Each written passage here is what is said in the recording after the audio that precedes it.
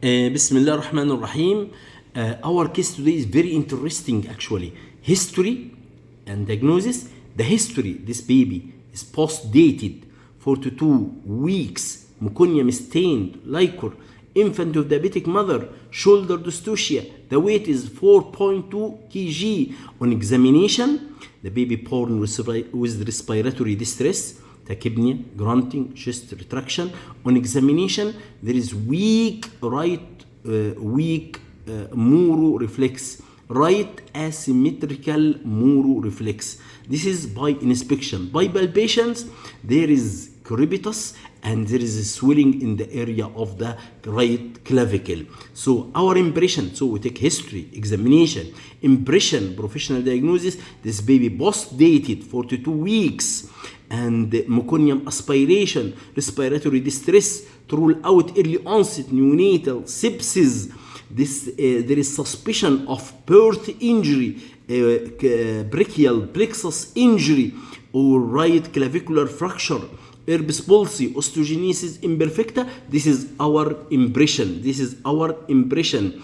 And what we are going to do, this is a plan of the care, the management regarding to the problem list. There is 3 problem lists. The first problem, respiratory distress. The second, sepsis. The third, asymmetrical Muru reflex or right weak Muru reflex.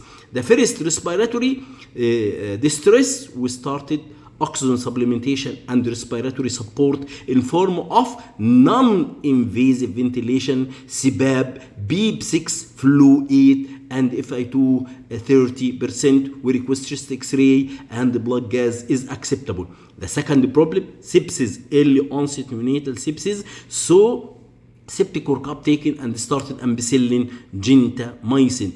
The third problem list for this baby regarding to asymmetrical Muru reflex, or weak Muru reflex. So we request for him chest X-ray, clavicular X-ray, looking for fracture clavicle. So there is right clavicular fracture. There is right here. Right clavicular, non-displaced fracture. So immediately we consult pediatric orthopedic consultation, and he said the first thing, if there is pain more or the pain score more than 7, you have to start painkiller, and you have to do immobilization of the shoulder or the arm by shoulder sling. And why this shoulder sling or immobilization of the arm and shoulder? To prevent displaced fracture and to help for healing and prevent malunion. So what is the key points, the message from the case? First, what are the risk factors for fracture clavicle? First, big baby, large baby, infant with diabetic baby, narrow pelvis for the mother, so is leading to cephalopelvic disproportion, shoulder dystocia, traumatic delivery due to obstetric cause, or actually can happen also with normal deliveries, osteogenesis imperfecta. This is the risk factor. The second message from the case, how to detect the fracture clavicle or clavicular fracture by clinical and radiological. Clinically, by inspection, weak Muru, asymmetrical Muru, palpation, there is crepitation and swelling in the area of the fracture. And radiological diagnosis to diagnose clavicular fracture, non-displaced or displaced or non-displaced. This is the second message. The third message, impression. So what is the impression or the diagnosis, professional diagnosis? This baby having birth injury, brachial plexus injury, herpes palsy. So depend on this birth injury or brachial injury or fracture clavicle, will consult immediately the pediatric orthopedic. If there is herpes palsy, I have to consult what? Neurology, neurosurgery, physiotherapy after 2 weeks. And the prognosis for herpes palsy, 80 to 90% it will recover spontaneously, 10% will be associated with complication. And this complication need surgery or long-term intervention like neuroplasty.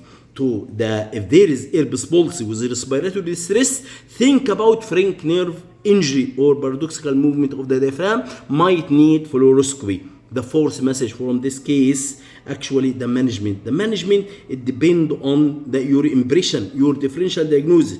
Fracture clavicle, I will call pediatric orthopedic, and he will do, if there is pain score more than 7, he will start painkiller and immobilization of the shoulder of the arm by shoulder sling. If there is herpes palsy, brachial plexus injury, I have to call neurology, pediatric neurosurgery, and physiotherapy after 2 weeks.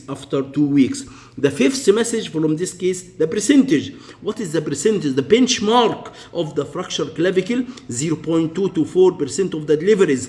And what is the benchmark or the percentage of the herpes palsy? 0.4 to 4% of the deliveries or 1,000 delivery. So in summary, the message from the case, 5. The first one, what is the risk factor of fracture clavicle?